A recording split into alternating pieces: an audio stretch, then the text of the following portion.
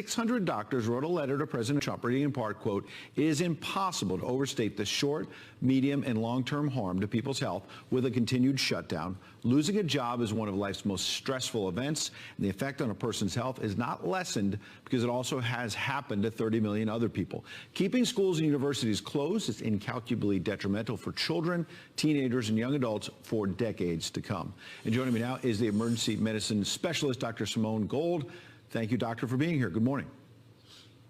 Thank you so much for having me, Ed. Why did you and other doctors decide now to sound this alarm? Because obviously the biggest concern in terms of health at the beginning of all this has obviously been about the pandemic itself. What's your biggest concern now? We are frustrated. There's thousands of physicians that are frustrated that our knowledge and our experience with patients on the front lines is not being expressed to the public. There are thousands and thousands of stories of patient harm due to the shutdown itself. You know, my son has a tennis coach, and he was very upset this week because the tennis coach basically had a stroke a few weeks ago, and nobody found him initially because he lived alone. And rather than going to the tennis courts were locked down. So this coach went days without getting medical attention. And his friends are now deeply concerned about the impact. I imagine there are people around the country who have non-COVID related problems that they're not getting taken care of.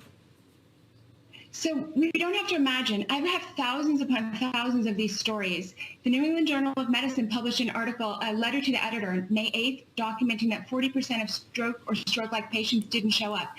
Journal of Cardiology, I think JACC, really documented the same thing about stroke patients. I could read you heartbreaking story after heartbreaking story sent to me by physicians of patients that have died or have suffered severe harm because they were afraid to go to the hospital and their own doctor's offices were shut. There are tragic stories, patients in nursing homes who have no visitors, whose mental health is deteriorated. There's just, we just want America to hear the story. We feel like there's one narrative out there, and that's okay, but you need to hear the whole picture, the rest of the story. We feel like that one opinion is not sufficient, and that the second opinion of all these thousands of doctors needs to be heard. Well, I remember the president weeks ago saying, and first he tweeted it, then he talked about it publicly, you can't let the cure be worse than the problem, you know, and people kind of mocked him saying, we've got to focus, that's not the right. But now as this plays out, you hear about suicides, you hear about depression related to the economy. What are your thoughts about how we fix this moving forward? I don't want your viewers, listeners, or the American public to think these are abstract situations.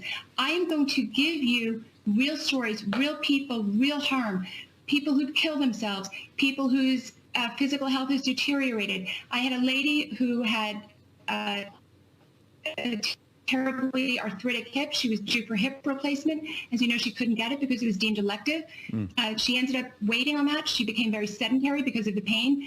About a month later, she developed a blood clot in her lung. She's teetering right now. There are thousands upon thousands of these stories, many much worse than that, many not as severe as that, but thousands, hundreds of thousands, I'm sure. Well, we've been focusing a lot on dealing with the pandemic itself. There's an aftermath as well that we have to keep an eye on. Doctor, we certainly appreciate you sounding that alarm bell and bringing us some important information this morning. Thank you.